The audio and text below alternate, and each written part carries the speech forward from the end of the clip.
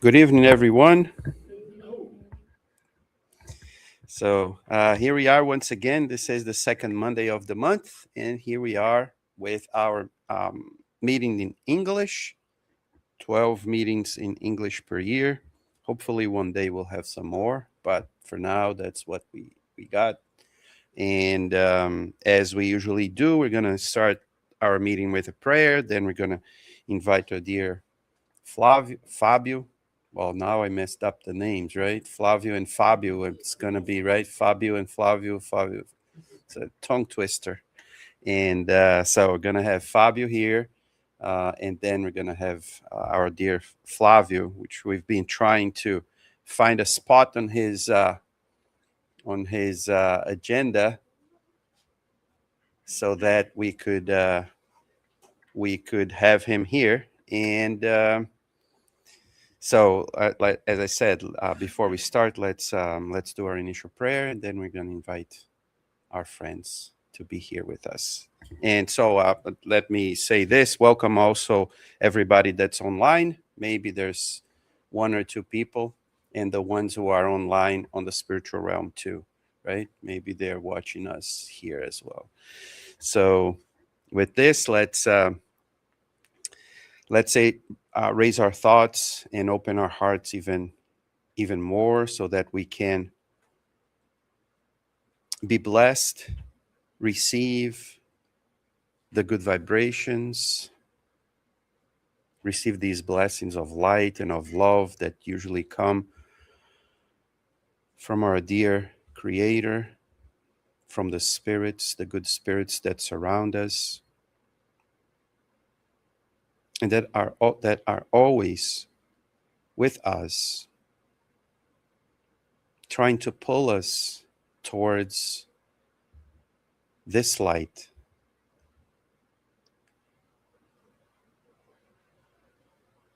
that can help us get out of ourselves, of our old selves, and improve our lives with their help, so that we, together, as a community, as a group, but maybe more than that, as a family, that we can help each other through our doubts, through our frustrations, through our hurt, and through our pain, to find within each other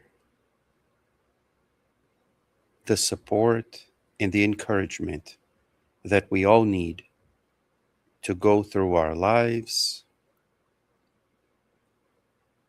and to finally discover deep within ourselves this love that our dear Master Jesus taught us, that's inside of every single one of us. So Jesus, may your message tonight touch us deeply within our core, for us to see you in every single person that surrounds us. And be with us, not only tonight, but always and always. So be it. So let's invite Fabio, and then Flávio can come right after that.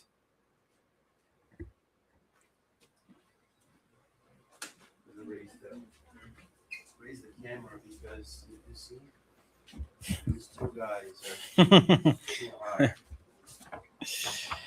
All right. Good night, everybody. Good evening. It's nice to see I thought nobody was going to be coming at 7 p.m. So it's nice to see now we got a full house over here.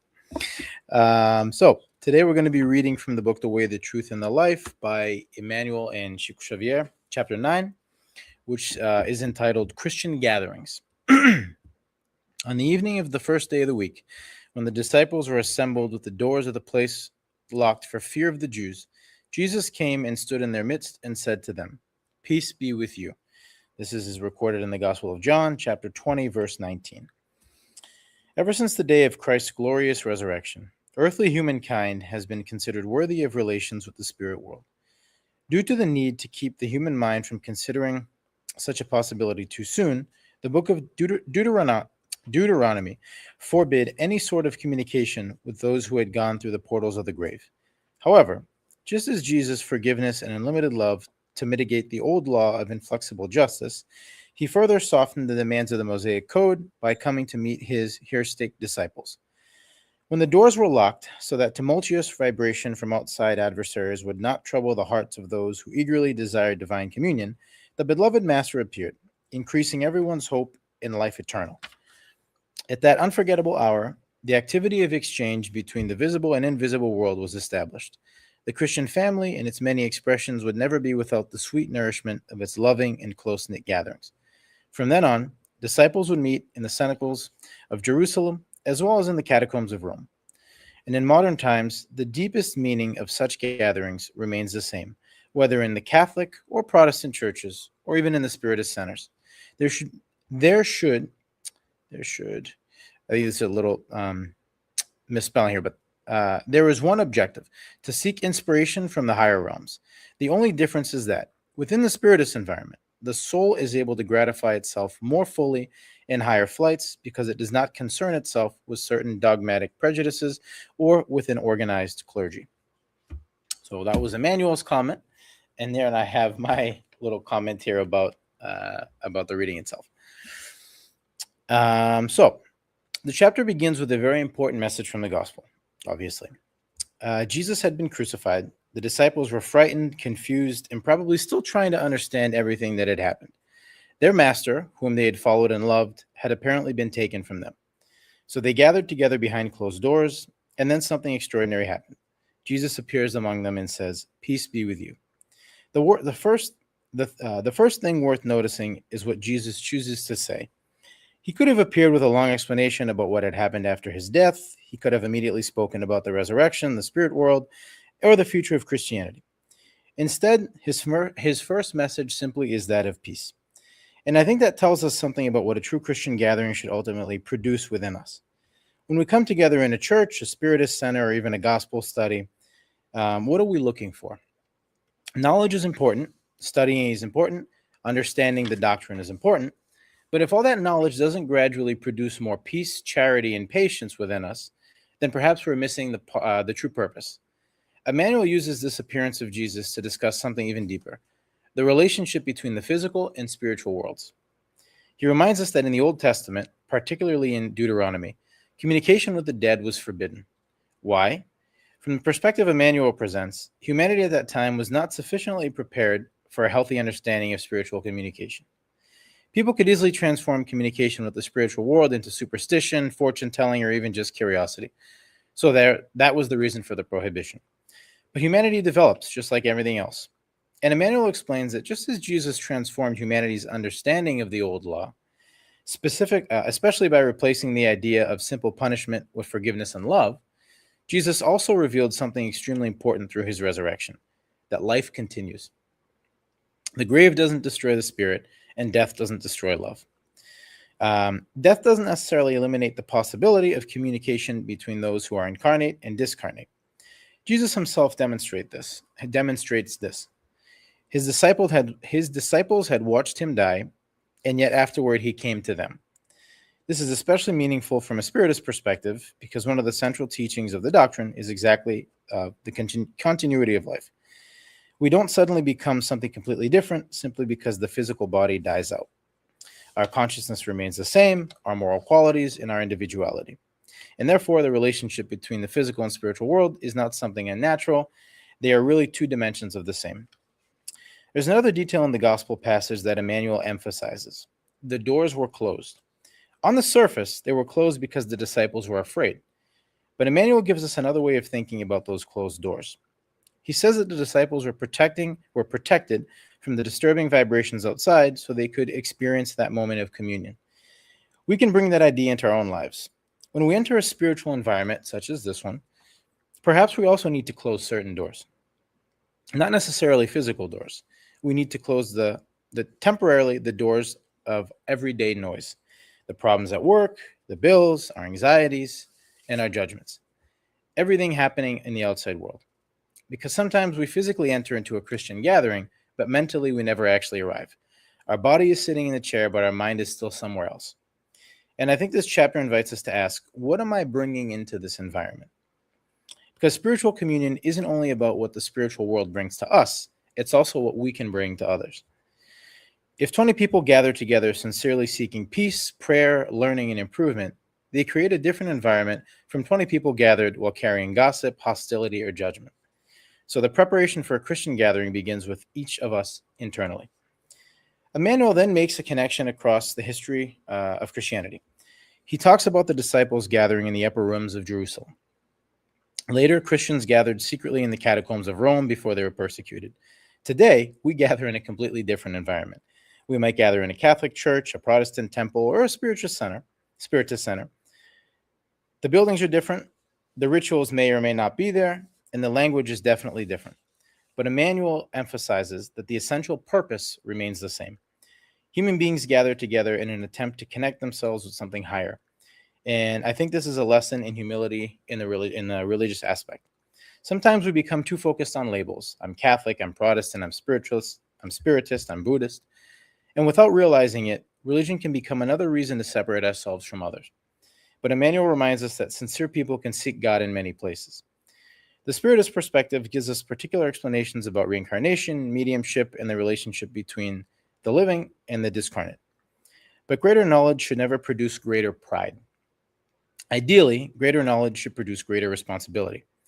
If I believe that I understand something about the spiritual world, then the real question is, what am I doing with this knowledge? Do I forgive more easily? Am I becoming a better person? Am I becoming more patient? Am I becoming easier to live with? Because knowing about reincarnation is one thing, actually becoming a better person because we understand is something completely different. This is also why why the Spiritist gatherings should not become centered simply around phenomena. Sometimes people become fascinated with mediumship, which spirits are here, what's the communication, what do they have to say, what environment are they coming from? Those questions can certainly be interesting, but they aren't the ultimate purpose. The purpose is transformation. If a spirit communicates and gives us beautiful advice, but we leave and continue treating people exactly the same way, what did we really gain? If we receive spiritual assistance but make no effort to change ourselves, we remain dependent on receiving help without learning how to grow and to help others. Jesus appeared to the disciples, but he did not remain physically appearing to them forever. Eventually, they had to continue the work themselves, and I think that's incredibly important. We come to spiritual gatherings to receive strength, but then we have to carry that strength into everyday life. The real test isn't necessarily what happens in the temple or the center. The real test might happen after we leave, if someone irritates us, a family member begins an argument, or a problem we thought we had solved suddenly returns. That's when the teaching becomes practical. It's relatively easy to talk about patience while sitting peacefully in a spiritual temple. It's much harder to practice patience when someone is testing it. It becomes harder when charity requires our time, patience, understanding, or sacrifice. So perhaps the Christian gathering is not the final destination. It's preparation for a life outside of the temple. And one final detail I think that brings the entire chapter together is when we think about the condition of the disciples. They were afraid, they were uncertain, they didn't know exactly what was going to happen next. And that's when Jesus came among them. I believe this is important because sometimes we imagine that we need to become more spiritually perfect before we can achieve Christ. But the disciples weren't perfect in any way. They were scared, and Christ came to them anyway. Many of us also arrive at spiritual gatherings carrying things that nobody else can see. Somebody may be worried about their family, or maybe having financial struggles, or simply just exhausted. We can sit beside someone every week without knowing what battle that person is fighting internally. And this should make us more compassionate towards one another. Because perhaps the person beside us is exactly needs exactly what the disciples needed that evening. Peace be with you, as Jesus said. Maybe we can become an instrument of that peace. So if I had to summarize Emmanuel's message in a few ideas, I would say this. Life continues beyond the physical body, and Jesus' resurrection demonstrates the reality of the spiritual world. Sincere spiritual gatherings can create an environment in which we become receptive to higher spiritual influences. We need to prepare ourselves internally and close the doors to noise. Different Christian traditions may express their faith differently, but sincere gatherings share the desire to approach God in Christ and receive spiritual strength. And finally, the greatest evidence of a successful spiritual gathering is not necessarily what we felt while we were there, it's who we become afterward. If we leave with a little more patience, a little more hope, a little more willingness to forgive, and desire to help someone else, then perhaps Christ has once again entered a room where people were gathered and repeated the same message he gave to his disciples almost 2,000 years ago. Peace be with you. And perhaps the best question for us to take home is, when I come to a Christian gathering, am I simply present physically, or am I creating within myself the conditions necessary to receive peace and guidance and to spread that to the rest of the world? And that is what I got from this week's reading. And I'd like to invite Flavio up for our lecture of the night.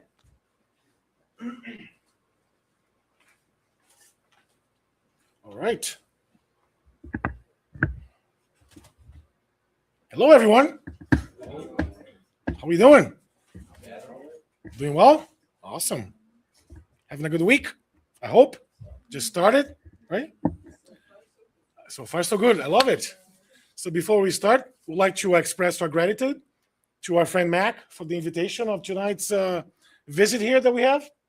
May the benevolent spirits, all of our guardian angels, bring peace to our hearts, enlightenment to our minds, so we can really comprehend the message, the gospel, as much as the dedication and honor that we put together in order to prepare for you guys tonight, right?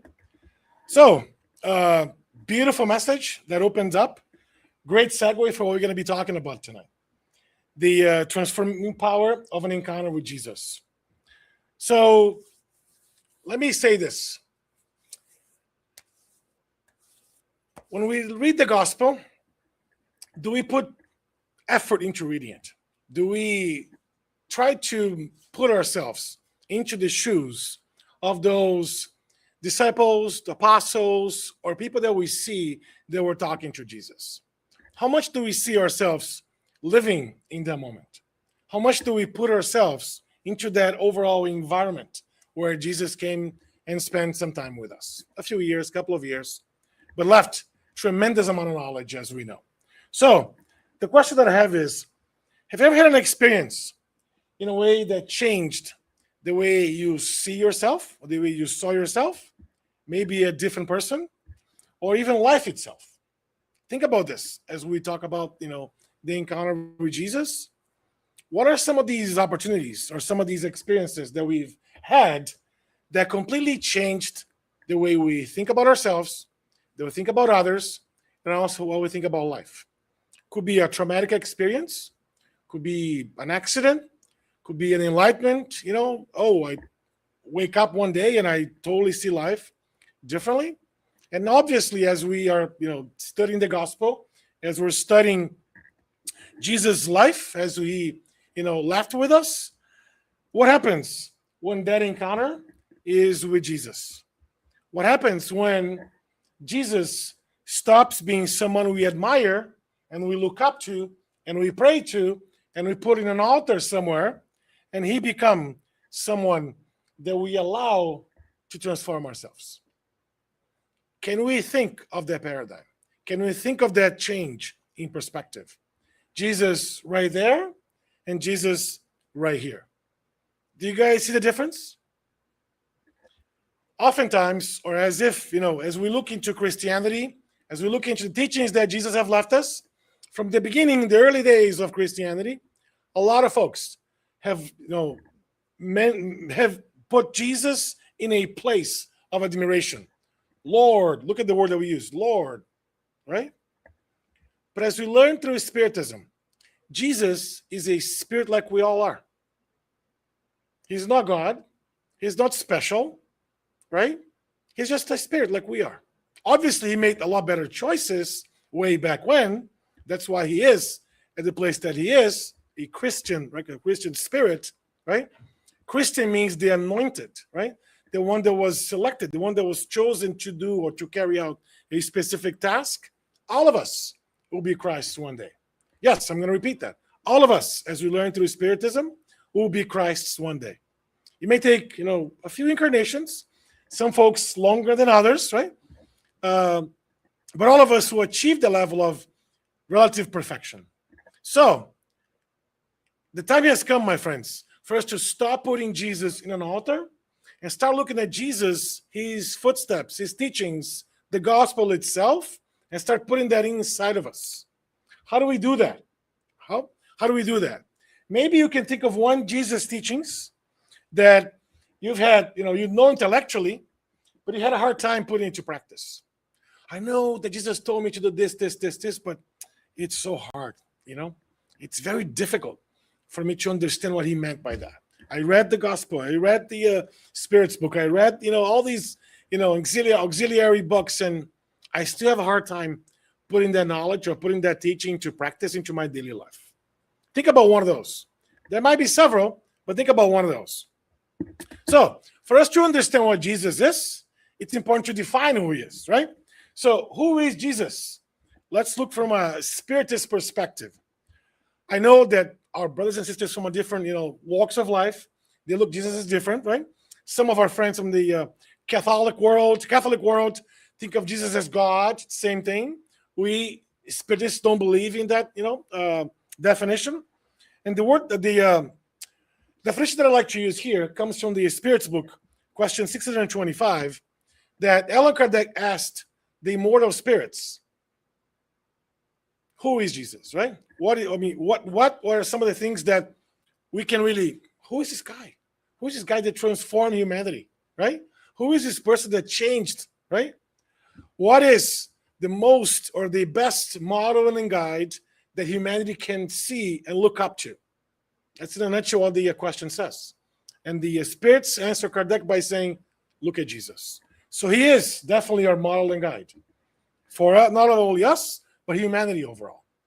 And that's why the invitation here that we have is, instead of putting Jesus out there somewhere, what can we do to change that conception and look at his teachings and look at what he told us, what he left us with, and put that into our day-to-day lives? What if Jesus was walking in my shoes right now? What would he do in this situation, in that situation, and so forth? So obviously, when we look at the gospel, right, which has all the teachings and all that, there's a lot of experiences that he lived, a lot of stories from the evangelists, right? It's not just information. There's a lot of content in there, as we know, right? We look at, for example, the knowledge that he left, right? Not only the knowledge that from those teachings, those experiences, but the invitation for us to start knowing more about ourselves. Who am I? What I'm here to do?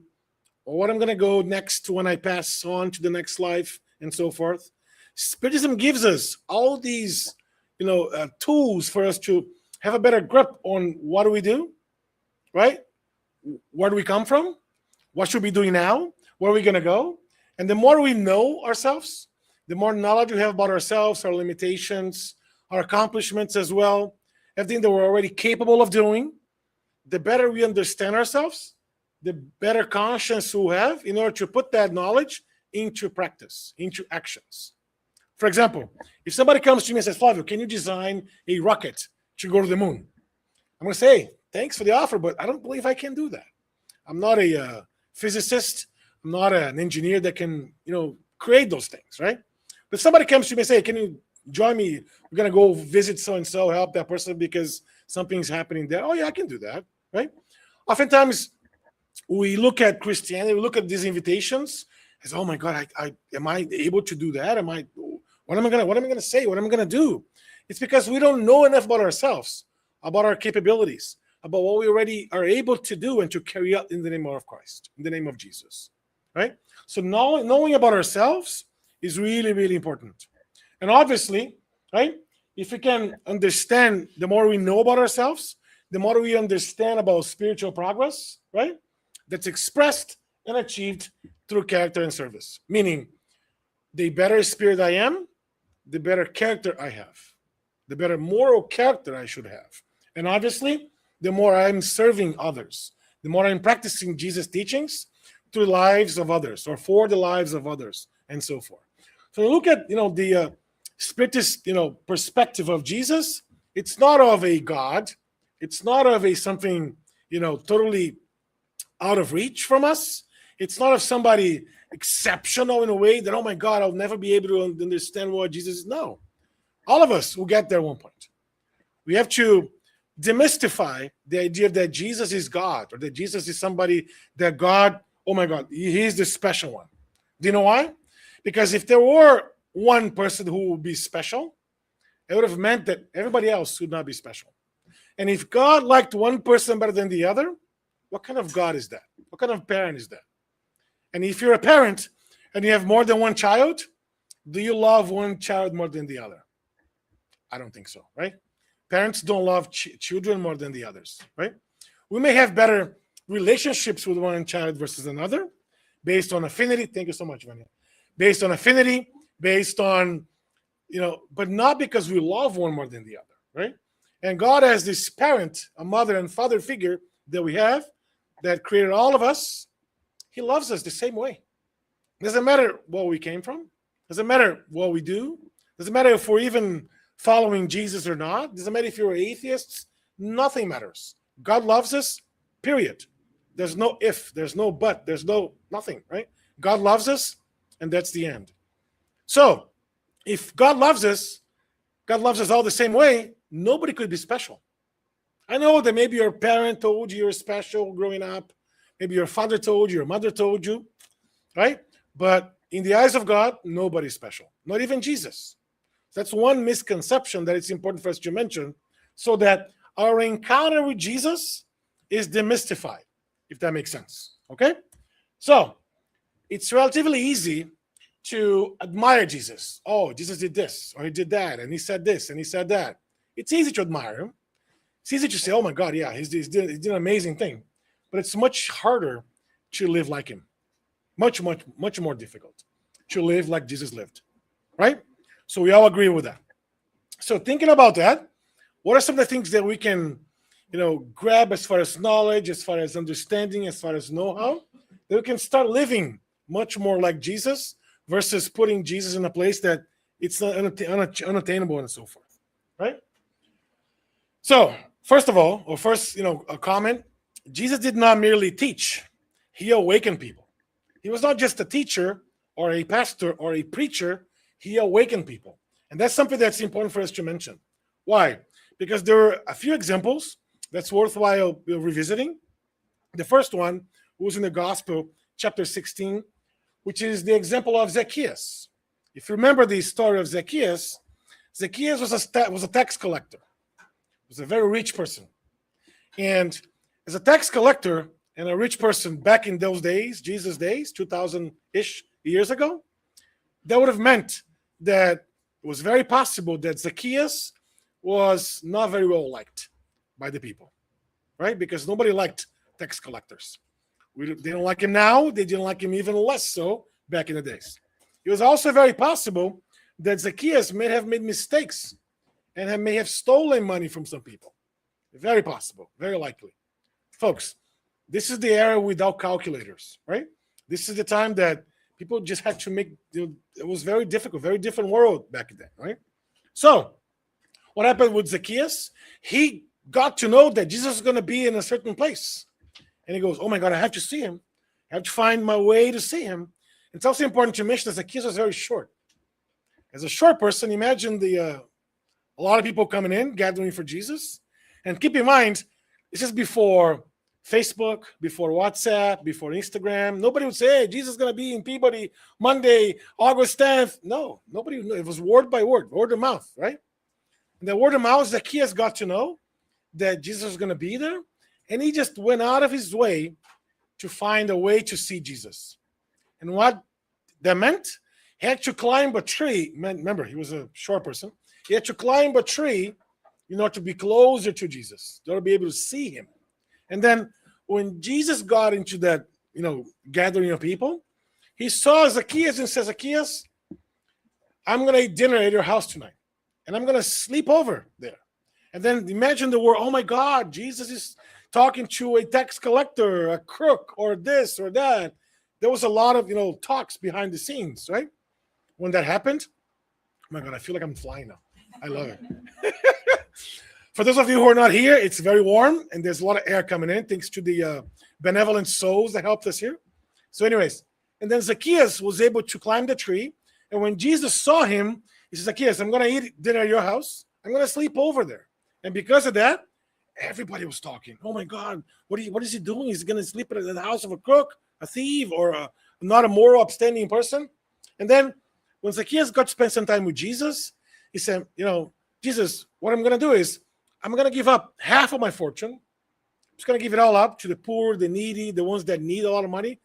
And on top of that is, if I have ever stolen from anybody mistakenly, I'm going to give that back 4 times. Whatever I stole, I may have stolen from anybody. If I find out that I stole, I'm going to give that back 4 times. So that's the level of commitment that Zacchaeus had put in order to really see Jesus, to have a meeting with Jesus, with JC, right? That's one example. The second example, Mary Magdalene. If you remember the story, it's the best transformation of anybody that lived through Jesus or with Jesus. She was the one who had the largest amount of transformation from one side of the spectrum. She was a person of the streets, right? She was a prostitute. She, was not a good person. And then through her time with Jesus, she completely pulled a 180, right? And was there with his disciples.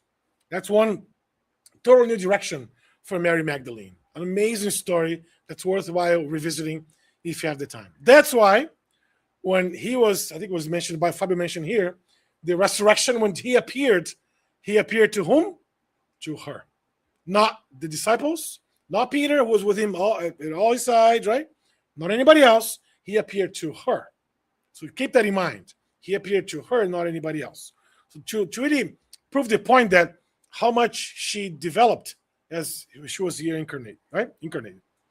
Obviously, the Samaritan woman, that she went to the well to bring water, and she came back totally, a different understanding of herself, what she had to do after she spoke to Jesus for a few minutes.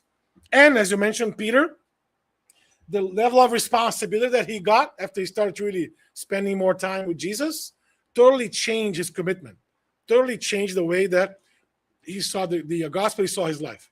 In a way that when he was crucified, does anyone remember what happened when he was crucified? He did not want to be crucified like Jesus was.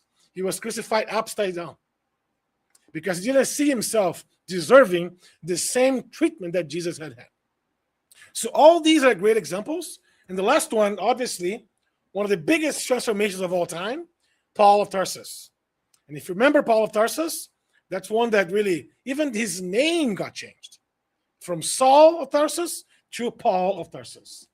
So this is an amazing book. If you haven't had a chance to read, it's not a spiritist book. It's a historic book.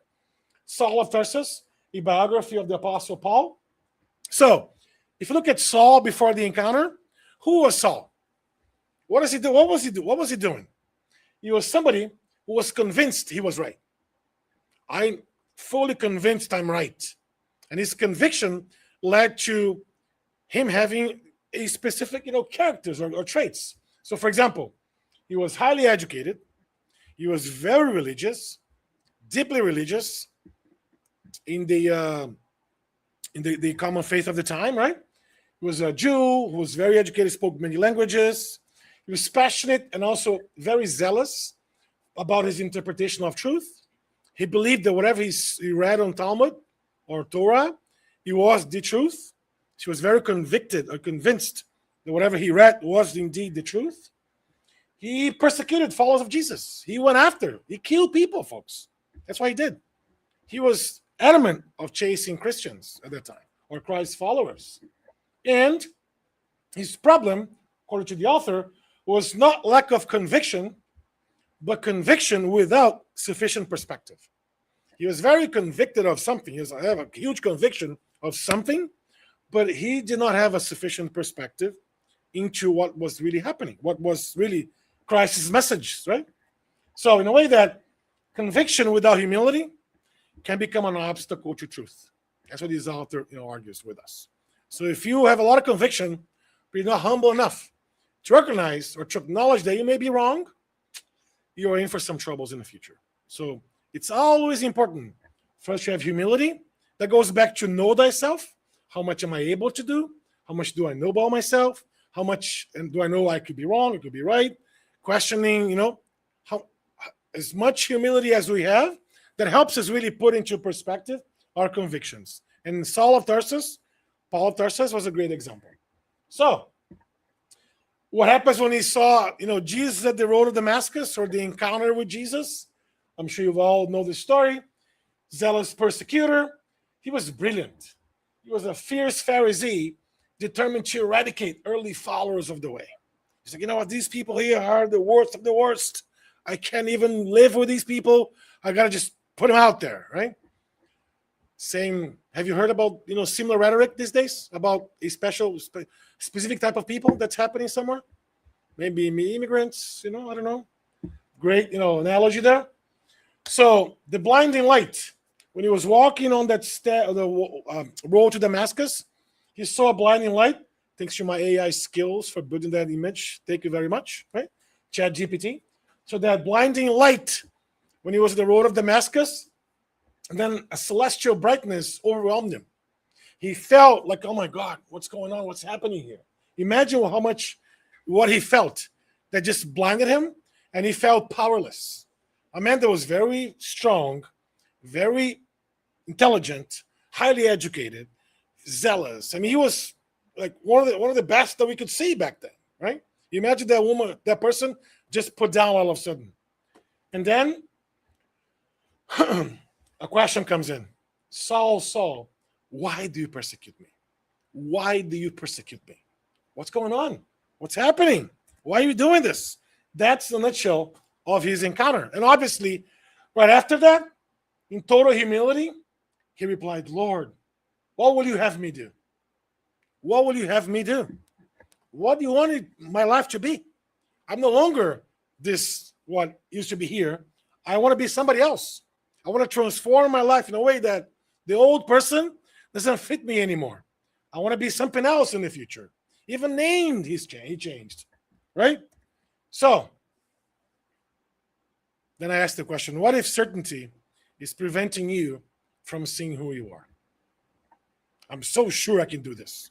I'm so sure this is me. I'm so sure this. I'm so sure that. I'm so sure it was her fault. So sure that was not my fault. I'm so sure that she should forgive me. I shouldn't forgive her. How much certainty do we have on these situations? How much certainty do we have in these relationships? Keep in mind, relationships are not an exact science. Sometimes, you have to be flexible. Sometimes you have to be adaptable. Sometimes you have to see the world with a different lens. A lens that's not your lens, the lens of the other, looking at yourself. That's very difficult. That's very difficult. In the way that Paul of Tarsus, right? His certainty has blinded him. Because he was so sure, he couldn't see anything else. He couldn't see a palm outside of his nose, as you like to call it, right? Jokingly. So, the illusion of certainty is what I want to make sure we're all aware here. Obviously, knowledge is important. Obviously, education is important. Obviously, knowledge of the gospel is important, but also humility, how we learn. Opening up our minds to learning something new. Understanding that what we may interpret might be important now, we may change how we interpret things in the future because we're changing as well. And because we're changing how we see the gospel. Not changing its meaning completely. No, not like that. But understanding that I only know that I don't know anything. Right? I only know that I don't know much.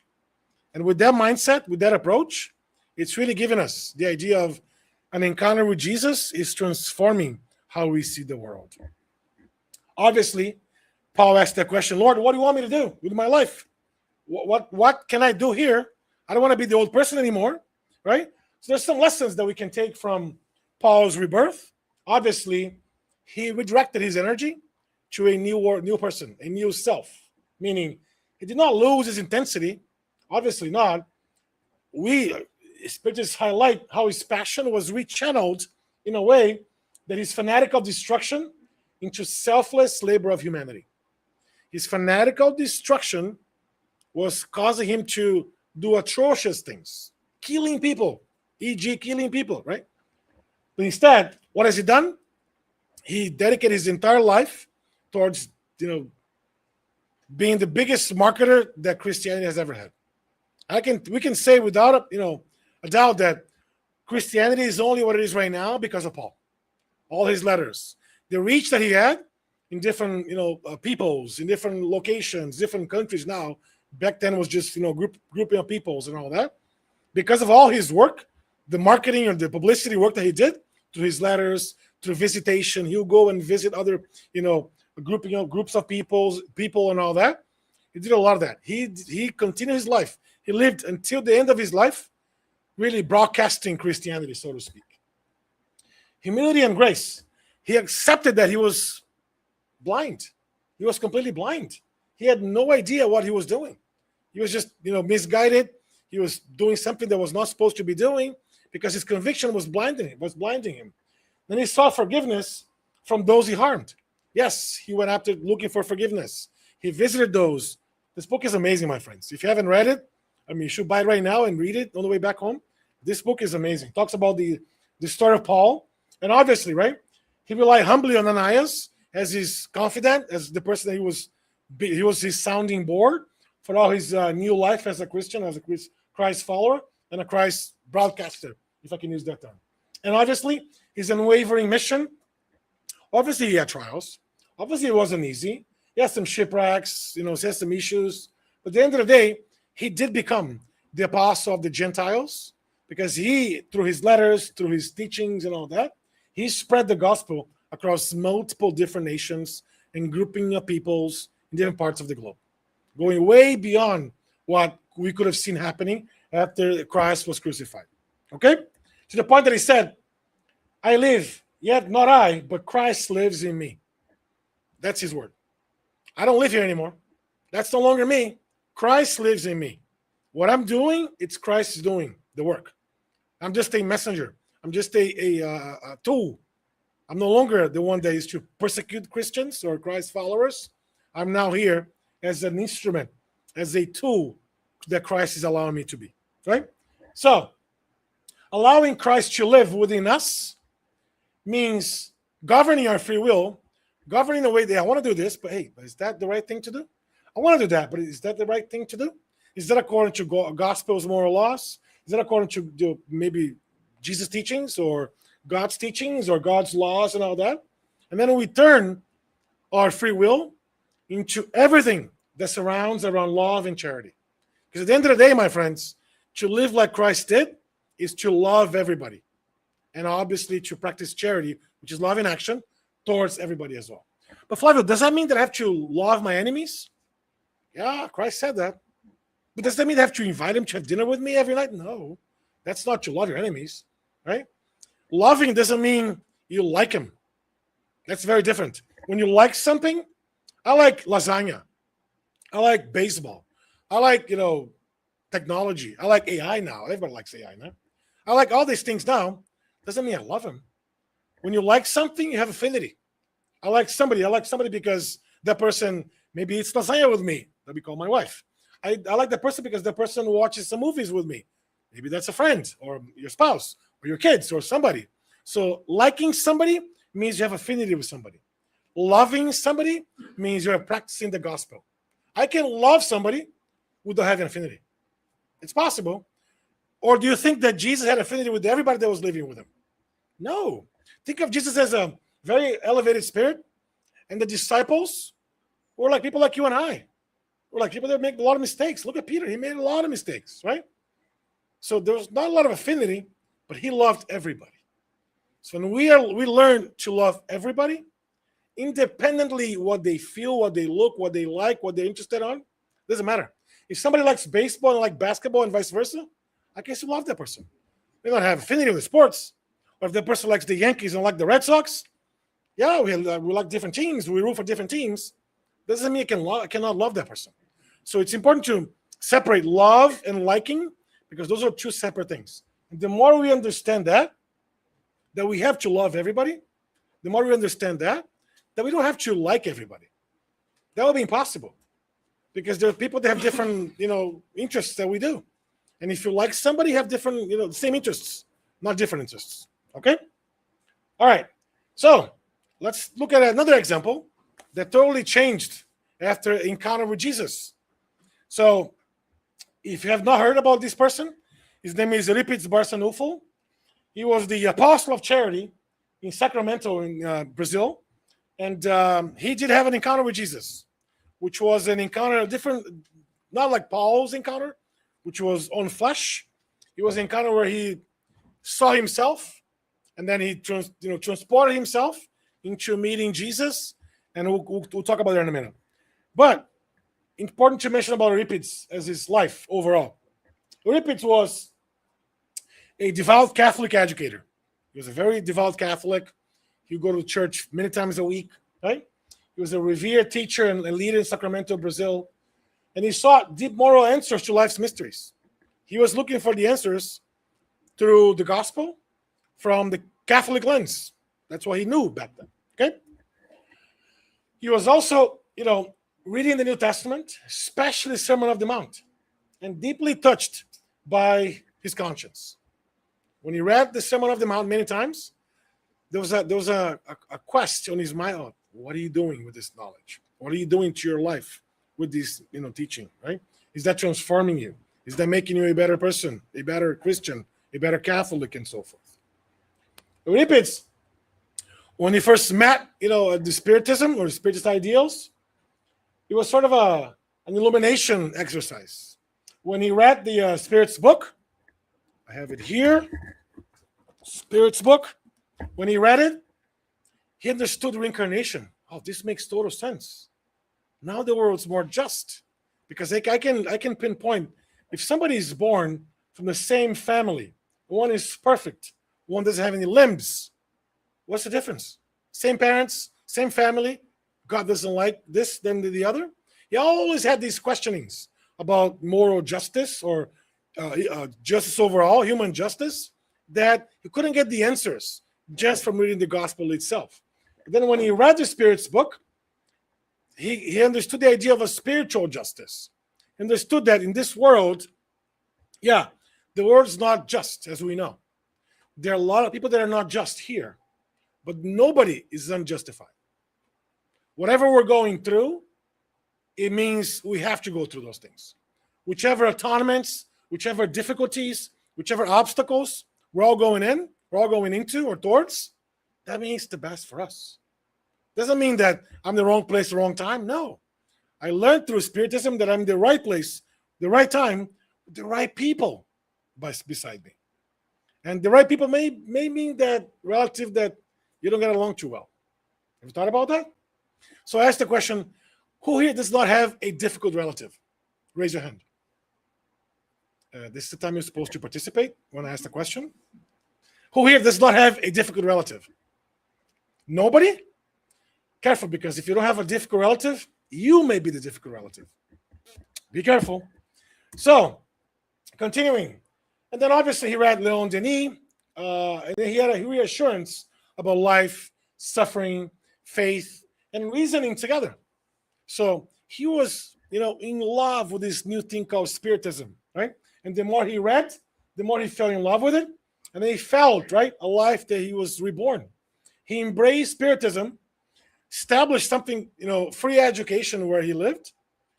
developed extraordinary mediumship. We have records and testimonials from a lot of folks that his mediumship could be compared with Francis Xavier's mediumship. Francis Xavier's mediumship. Same level of mediumship, right? So extensively dedicating himself to serving those in need. This was the school that he founded. The very first Spiritist school was ever founded in the world. And we also know that his mentor was Saint Vincent de Paul, a French priest who dedicated his entire life serving the poor. He lived to serve the poor and the needy. So, some dates so we can capture, Euripides' transformation. 1904, his first Spiritist meeting in a farm called St. Mary Farm. A year later, he was deeply impressed, obviously, with that meeting. He returned, questioned, studied, even back to the books, and eventually his life took a completely different direction. Remember Paul of Tarsus? It's no longer Saul who lives here, it's somebody else who lives here. Euripides had the same epiphany, right? It's no longer the old person who lives, it's the new person after my meeting with Jesus. And then, 1905, just a year later, he founded the Spiritist group Hope and Charity. And then 2 years later, he founded the Allan Kardec School. That was was functioning for about 100 years. So when we look at that, right, through all his life, what did he do? After he learned Spiritism, he lived his life educating others, healing others through public service, mediumship, charity. And his spiritual awakening became practical action. I have to live towards others. I have to live for others, serving others. He did not simply study the gospel. He organized his life around it. If the gospel says, I'm going to apply it. If the gospel doesn't say, it doesn't work for me, right? There's no value in my life. So his encounter. So as we learned through Spiritism, he was one day sleeping. And then when his spiritual eyes wake up, he saw himself being taken from his physical body and through the window of his house and through high. He was feeling a little, he was fearing what was going to happen. He did not know what to expect. He wanted to go down, but he couldn't really control anything. And then he saw some arms trying to pull him up. And then he wakes up. He was in a place like a garden, a beautiful nature landscape or backdrop. And he saw Jesus from a distance. And he started getting closer to Jesus. And the closer he got, he saw Jesus. And Jesus was weeping. Jesus was crying. And the Euripides had asked him the question, Teacher, why are you crying? Because of those that do not know your teachings yet? Those that do not know the gospel yet? And then Jesus answers him very peacefully. No, Euripides, I'm crying for those who already knew my gospel, but don't practice it. I'm crying because of those who already knew the gospel, my teachings, but are still not practicing it. Still not practicing it. Look at the epiphany, right? So, when I look at that from the vision, right, of the master, so this spiritual unfolding, meaning it was a profound spiritual experience. Euripides found himself in this beautiful green meadow in the presence of Jesus. All these things matter, friends, right? All these backdrops and the meaning, as we know. The master's tears. When he saw Jesus weeping, he asked, hey, why are you crying? Right? So the tears, the weeping, and obviously he was deeply moved, and he promised to live the gospel to the T, right? To the full extent.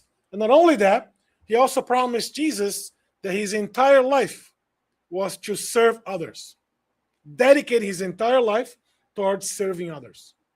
Through medication, homeopathy, he was, maneuvering some medications, creating some healing. He had an amazing mediumship that he would leave his body and go and attend to people, and he'll come back. He said, oh, yeah, Euripides was here. No, he wasn't. He was back in his office. No, he was here with me. He healed my daughter, healed my cousin, healed my so-and-so. Several examples where we saw that happening. throughout his life, the rest of his life. So that encounter was life-changing, a water divider. Same way as Paul of Tarsus' encounter, correct? Even though those two encounters they started differently, meaning Paul of Tarsus was a rigid Pharisee and persecutor. Euripides was a devout Catholic professor and civic leader. The turning point, it's the blinding light of Damascus for Paul. The turning point was him seeing Jesus cry and also getting in touch with Kardec's works. The core mission was the apostle of the Gentiles and writing epistles, as we know, all these letters that Paul has read, the marketing work that he's done. For Euripides was the apostle of charity, like his mentor used to be in France, St. Vincent de Paul, and also founding the very first Spiritist school in the world. The legacy that we know, spreading Christian love across nations and across different peoples, and the legacy from Euripides is model of Spiritist charity and also mediumship and service. Service in a way that we have information that a lot of the Spiritist movement in the US, Euripides is highly involved. Highly involved till this day. He still works, serving others, serving us, my friends. Right? Now, let me ask you, what actually changes are going to happen when you see Jesus, when you meet him? What are you going to say? What are you going to think about it? What are you going to think? What are you going to say? What are you going to... Imagine if you just walked in his door right here and he said right next to us. What would you say? How would you feel? What is he going to change in our lives when we see him? See, a lot of folks are still waiting for Jesus to come back. Oh, the Master will come back. Bring the Messiah, right? Our friends from Judaism. A lot of our Christian friends, oh, Jesus is going to come back. I argue through Spiritism that he won't come back because he never left. He's with us at every step of the way. Like an older brother, like another sister that helps us. He's not going anywhere, right? But imagine for a second that you had that opportunity to meet Jesus. He just walks into the room right here. How would you feel it's him? How would you know it's him? How would you be sure it's him talking to us? Remember, conviction with blindness, right? Conviction without humility blinds us. So how would you know it's him? What are some of the words you expect to come out of his mouth? Think about this for a second, right? Paul's example, Euripides' example, totally different in the walks of life. One was a persecutor, one was a devout, Catholic, devout Christian already, right? They both met Jesus. So if Jesus comes here, what can we expect him to say? My friends, you are welcome, right? Everybody's welcome into my house, correct? That's how he said to the disciples. He spoke to, remember? Who did he speak to in the beginning who went up the tree? Zacchaeus. Zacchaeus was a tax collector. Zacchaeus was a crook that may have stolen some money from some people. And he talked to him.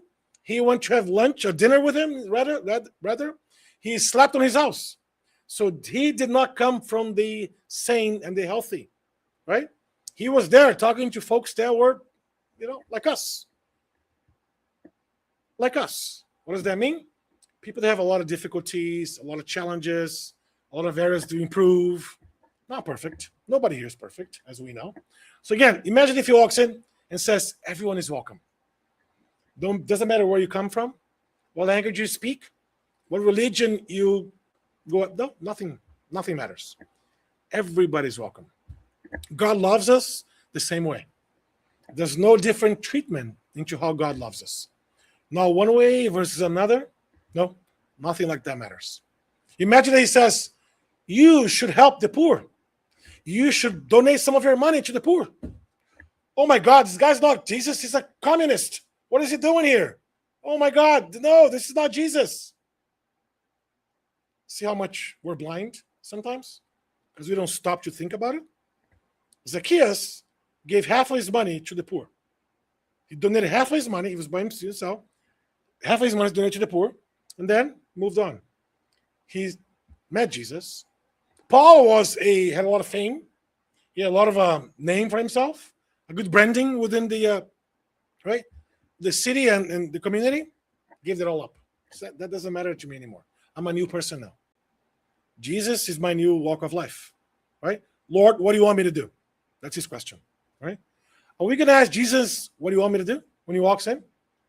Or are we going to say, oh, no, yeah, I can help, but I can do this, but I can try to do it, but are there going to be any buts in our question? That's why we should think about it, right? Because our encounter is going to happen one way or another. May not happen physically speaking as we know, like Paul lived with him, but the encounter is ours. This encounter happens every single day, my friends. Every single day. When we say a prayer, when we ask Jesus to bless us, to bless our food, to bless our walkway on our way into our work, to bless our families, when we do our gospel at home, he's here with us. Jesus is here with us. He said so. 2 or more people gather in my name, there I'll be. So he's here with us, correct? So the encounter is already happening. We don't have to wait for the encounter to happen 2037. No, it's already happening now. So maybe, just a maybe here, our Damascus is in the road. Think about this. Maybe St. Mary's not really a farm, like Euripides, right? Maybe a person, we need to forgive. The difficult relative sometimes, sometimes somebody who I worked for in the past. I may have betrayed somebody. I may have stolen from somebody else. I don't know, right? I may have betrayed somebody. I may have said some things that, humiliated somebody or anyways. Each one of us are going to have our own, right, recollection here. Maybe it's a responsibility that I've been avoiding. I don't want to do this. I don't want to do that. No, it's too much for me. I can't take it. Oh, I don't have time in my life to do this, right? Oh, when I get married, I'll do that. When I retire, I'm going to volunteer more in the Spiritist Center. When I get more money, I'm going to be able to do that. It's only when this, I'll do that. When this, I'll do that. When this, I'll do that. Paul of Tarsus in the Euripides, there are no ifs. There are no whens.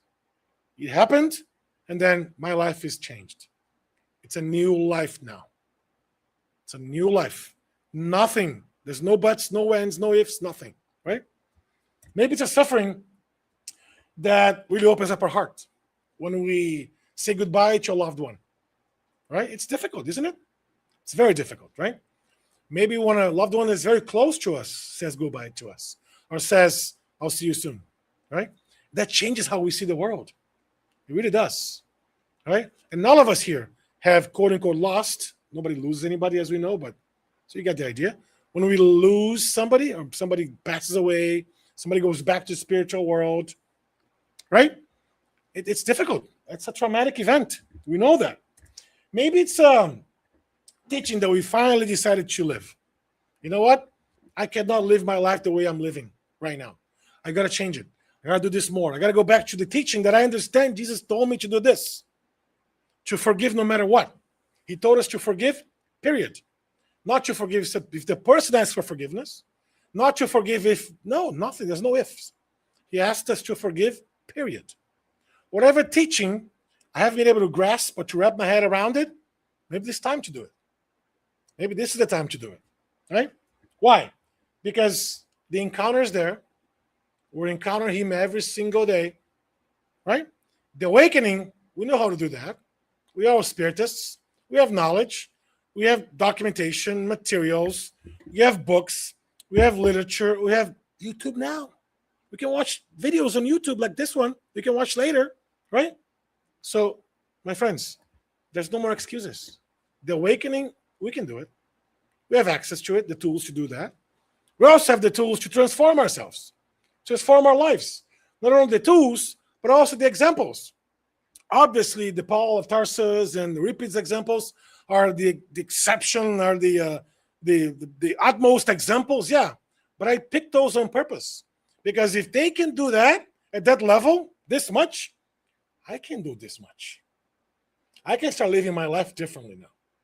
Now that Jesus is no longer somebody in the altar somewhere, right? It's somebody that lives here with me every single day. It's someone that I have the utmost admiration, but also I use him for inspiration for my life. And that's the change. That's the caveat change here. How do I do that? Or why do I do that? Because I got to serve others. If I don't serve others, nothing matters. It's like a teacher or a professor or a master who has a lot of knowledge, but doesn't pass that on, doesn't teach others. That's why knowledge without actions is lost. And we have so much knowledge, so many books, so many articles, documentation. Access to information is so fast, so quickly, so easy now. We can't see, I did not know this. Emmanuel tells us or invites us, every time I know 2 pages of the gospel, I have a job to teach one. Not to go out in the world and say, hey, everybody should be Spiritists. No, that's not what I'm saying. I'm saying is teach others the way I behave myself.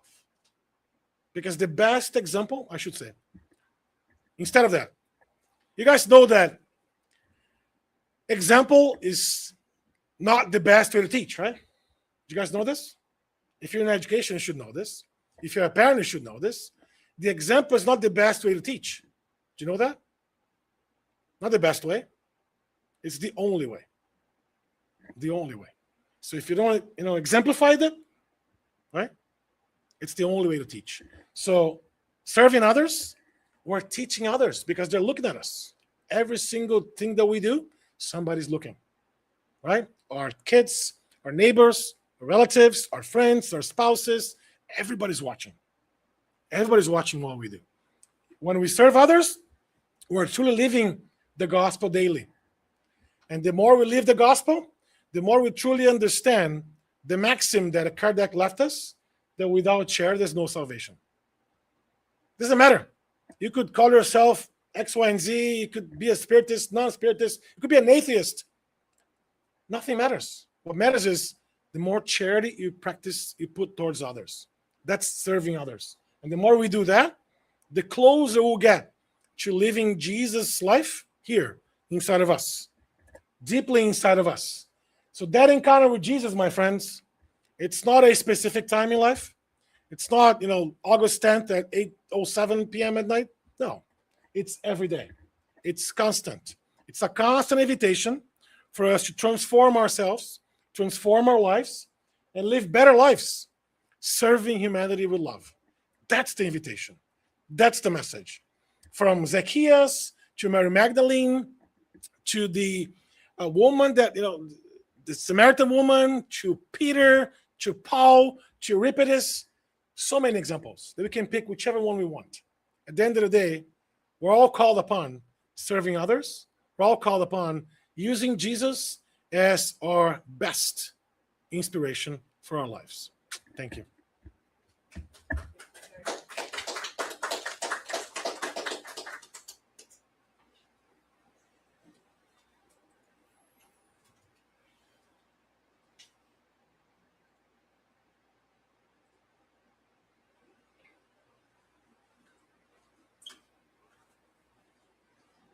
Thank you, Flavio.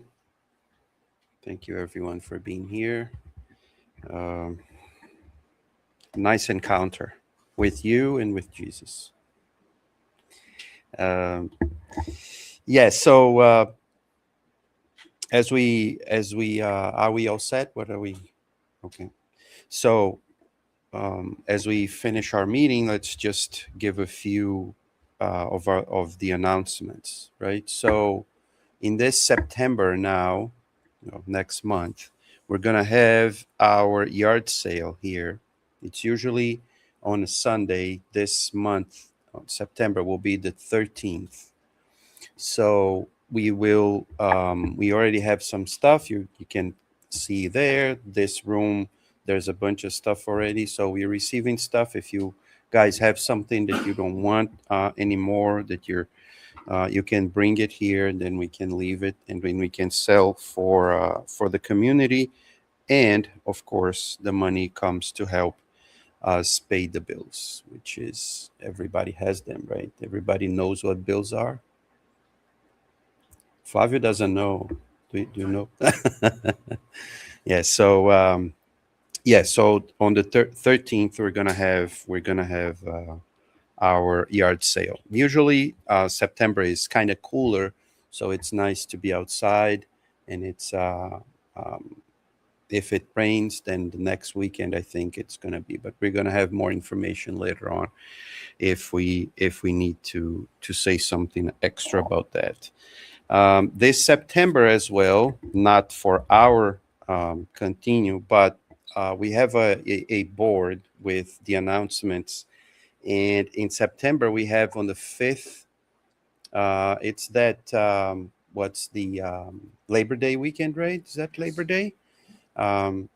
So on that Labor Day weekend, the Spiritist Center Benjamin Franklin is having their what do they call, the concafres, which is, I don't know if they came up with a name in English, but it's like a seminar or a congress, or so they're inviting Vanessa Anceloni, um, yeah, Sabino Antonio Luna. He's from Argentina, and there will be one of our friends, Angie Stewart. She's coming from Miami to talk to us. So they have their. You can buy the tickets. There's a poster there with all the information. You can when you're going out, you can look at the board and know everything about it, and you can scan the. They have a QR code, so you can know more about it. It's going to be, I assume it's going to be kind of in English and Portuguese at the same time, because that's how they do it in Benjamin Franklin. So that's how I think it's going to be. That September, that weekend of the holiday. It's the 5th. I think it's the 4th, the 5th, and the 6th. Yeah. So it's Sunday, Saturday, Sunday, and Monday. They're going to have activities to go out to visit. Like, I think it's a hospital or hospice. So they're going to show, and, so they do a very, very interesting work there. But it's not only them. I mean, some people are coming. They're trying to bring some people from Canada. They're bringing people from Brazil as well. So it's going to be a good meeting there. And what else? What else do I have? Oh yeah. Also in September, we're gonna have Roberto Barbosa, which already comes here like once a year. Sometimes he can come twice a year. This year, I think did he come this year already? No, right? He did. No, May is too. I would remember in May. Oh, maybe. Yeah. Okay. So he's coming back for lectures, but also for the treatment. So they have the there will be 2 Saturdays. Last 2 Saturdays of September. I think it's 19 and 26, if I'm not mistaken, right? And so he's going to be here with the team, and he's going to do a lecture on Saturday night. But on Saturday afternoon, they're going to have the treatments. One is they call the spiritual surgery, and the other one is the love therapy. So he's going to be here two weekends. If you want to know a little bit more, you can ask anybody. See me, Marquinhos is right there. So he's going to be here the last 2 weekends of September. We would also like to say our activities, tell our activities. Monday nights, we're usually here. Once a month, it's in English. Then we have meetings on Saturdays at the same time. On Tuesday nights, although we are on vacation right now, we have studies, and we're studying exactly one of the books that Flavio showed here, which is Paul and Stephen. So not this Tuesday, but the Tuesday after this one, we're going to return and continue studying. It's in Portuguese, but there's the book in English as well. So you can buy, like Flavio recommended. It's a great book. It's a lot of things to learn from, and it's a wonderful read, really wonderful read. What else? Anything else that I'm forgetting? Oh, the gospel at home, or some people prefer to call it God at home. doesn't matter. The idea is once a week, we do a meeting in our house, in our home. So we get a book, whatever book we want, Portuguese, English, and then we can open up a message and then read it, make a comment, think about it. Not only the message is not for the other, the message is for ourselves. So if we have more people at home that want to participate, we invite them and then do it together. If not, let's do it alone with ourselves. We pray in the beginning, we read usually, and I don't know if you know that, but usually it is very good to read out loud. Our brains work in a way that's kind of fascinating. If we read only with our minds, like silently, it's one type of learning. If we read it out loud, it's a different type of learning.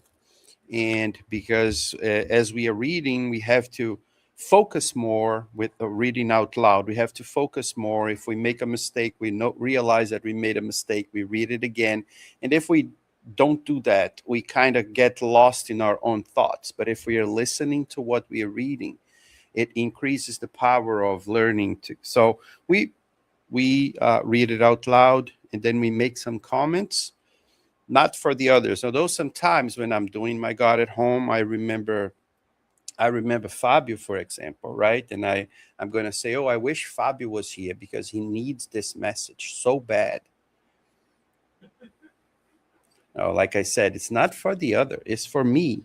So if I'm sitting down with someone, I should never point out that this is for the other person. It's always for me. We all need this message. If the other person realizes or not, it's not for me to say, but right. So the God at home is more for us to really think about it. And Flavio's lecture tonight was awesome because he reminded us of the know yourself, know thyself.